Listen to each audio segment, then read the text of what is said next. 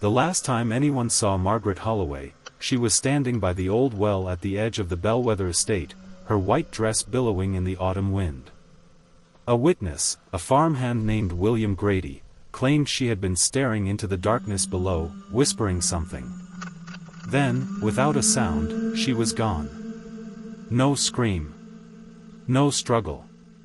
Just vanished. That was 40 years ago. Today, the Bellwether estate was nothing more than a rotting skeleton of its former grandeur. The once pristine gardens had been swallowed by wild vines, and the towering house stood in eerie silence, its windows gaping like hollow eyes. No one had lived there since the Holloways fled town, leaving behind nothing but unanswered questions and whispered rumors. And yet, the well remained. Daniel Wren never intended to come back to Bellwether. The place had haunted his childhood nightmares, though he had never understood why.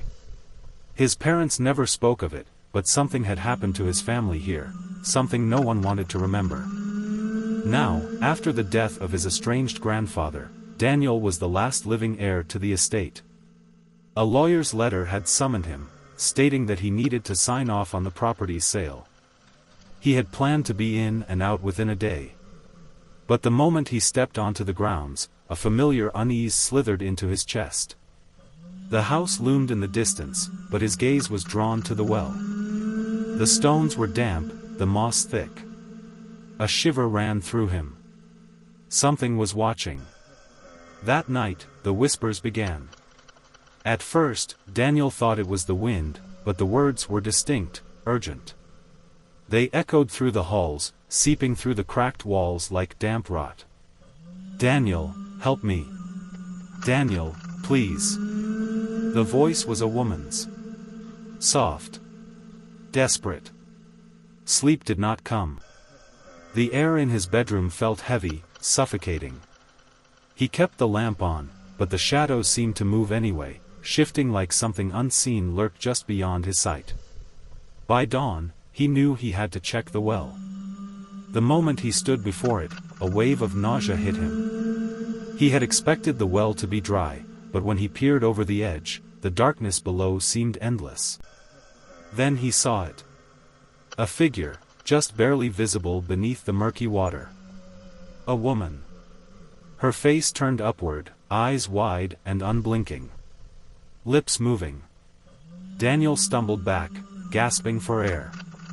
Margaret Holloway. She had never left. Determined to uncover the truth, Daniel retrieved a rope and a flashlight. His hands trembled as he fastened the knot, securing it to a rusted iron post. Then, heart hammering, he descended. The air grew colder the further he went, the walls slick with moisture. The whispers grew louder, reverberating inside his skull. "They buried me, they buried us all."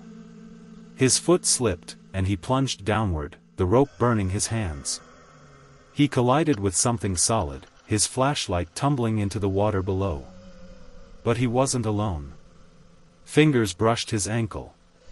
A hand. A grip like iron.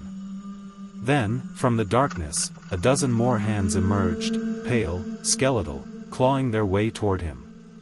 The well was not empty. It had never been empty. And as Daniel screamed, the water rose to meet him. The world went black. Daniel woke up gasping, his body half submerged in freezing water. His flashlight flickered weakly, illuminating the space around him.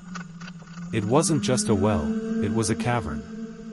Carved into the stone walls were markings, strange symbols he didn't recognize. Bones littered the ground. Not just animal bones. Human. And then he saw them.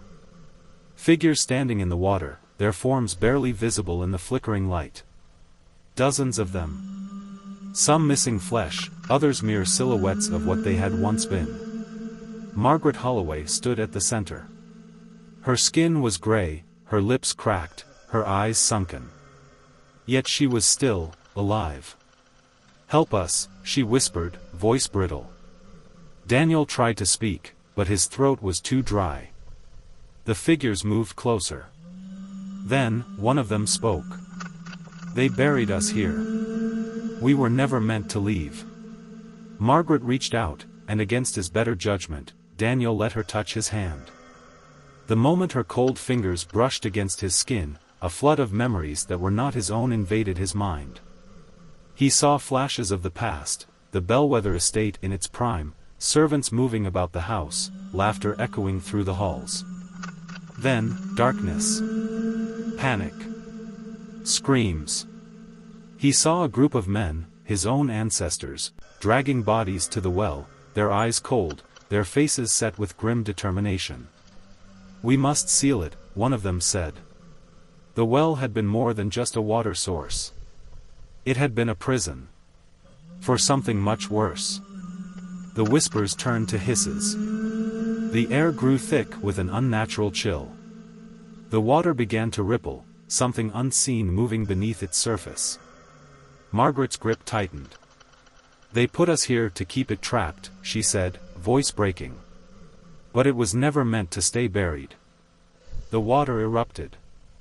A monstrous shape surged upward, a writhing mass of shadow and bone. It had no eyes, no form that stayed constant. Just an overwhelming sense of hunger. The dead recoiled in terror. Margaret turned to Daniel. "You must seal it again. Before it gets out."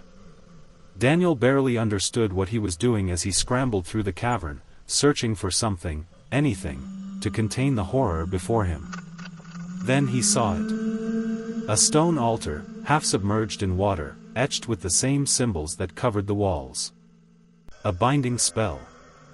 The creature howled, its form distorting as it clawed its way toward him.